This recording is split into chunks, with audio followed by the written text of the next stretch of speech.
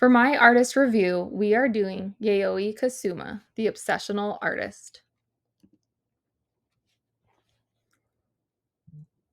Self-described as an obsessional artist, Yayoi Kusama was born in March of 1929 and is from Matsumoto, Japan. She is known for her large installations and the use of polka dots. Yayoi Kusama is a painter, sculptor, poet, and performance artist. She started painting at a young age, and at that time started developing hallucinations, which included fields of polka dots. These hallucinations would end up influencing her art throughout her career. Kusama had very little formal training in art, and in 1957 moved to New York City. Here she became an important figure for her innovation and experimentation.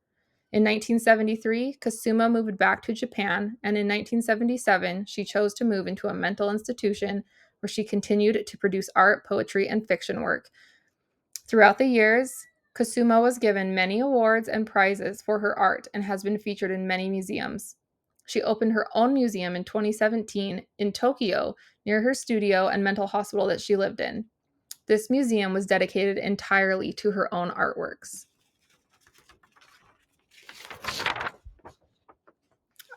Associate Curator Jennifer Inacio from the Perez Art Museum, Miami, discusses Yayoi Kusama's installation, Love is Calling, from one of her infinity mirror rooms.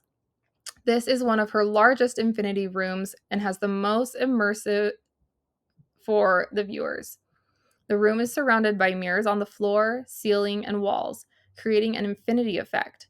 Her sculptures within are soft sculptures and showcase her signature polka dots throughout the installation. The curator quotes Kusama: "Polka dots are a way to infinity. When we obliterate nature in our own bodies with polka dots, we become part of the unity of our environments, and we obliterate ourselves in love." In this installation, while the viewers explore the room, audio is played of Yayoi Kusama reciting a poem she wrote in Japanese. Viewers can read the poem translated in English, and themes of love, life, and death are discussed. These themes are often represented in her writings and give us an idea of who Yayoi Kusama was and where her influence came from.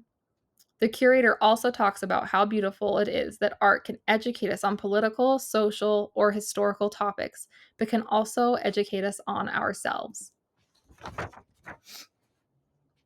In 1965, Kusama had a breakthrough when she created her infinity mirror rooms. She used her earlier works on paper and paintings to inspire these installations and turned them into a perceptual experience.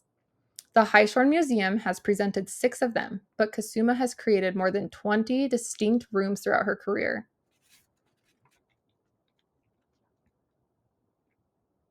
Each room can be viewed differently. They can range from peep show-like chambers to multimedia installations. These installations allow viewers to see immersive, prismatic spaces and understand Kusama's central themes, such as her celebration of life and death.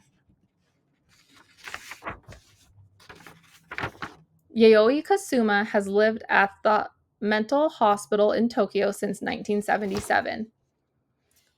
The article about her mental health reviews many quotes from Kusama's autobiography, where she talks about her experiences starting as a child when her illness first presented itself.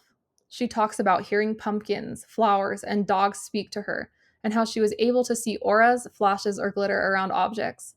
She also mentions that when she was young, psychiatry was not very popular, so she was forced to deal with the stress and anxiety that came with her illness alone and untreated for many years. Yayoi Kusama says that art is what saved her life. It's what she turned to when visions and hallucinations overwhelmed her. The article goes on to talk about a little bit of the art schooling that she took at a school in Kyoto. Kusama hated the master discipline and its traditions taught there. Yayoi Kusama ended up coming to the United States and beginning her successful career in New York City. In 1955, Kusama had become interested in an artist named Georgia O'Keeffe, and Kusama decided to send her 14 of her watercolors. Georgia O'Keeffe sent them on to some gallery owners, and it was their interest that ended up drawing her to the United States.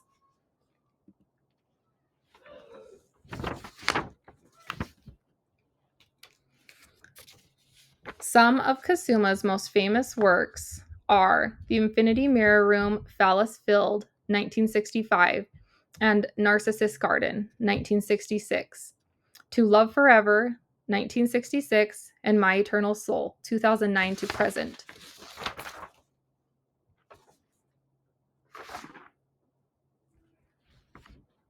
One of the works that stood out to me was the one from a series called Obliteration Room, 2002 to present.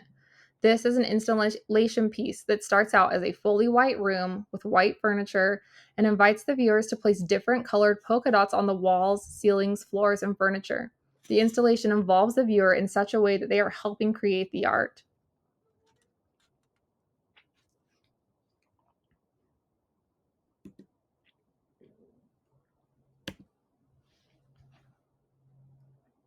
She has works that are viewed indoors and ones that are viewed outdoors. While each of her pieces are different, they still uniquely represent Yayoi Kusama. Whether it be her polka dots or obsessive repetition within her works, she is able to push the boundaries with her distinctive works. Looking at these pushes the viewer's perception of reality. This is her Narcissus Garden, filled with hundreds of stainless steel orbs that reflect the viewers back to themselves. Here is my works cited page. Thank you for watching.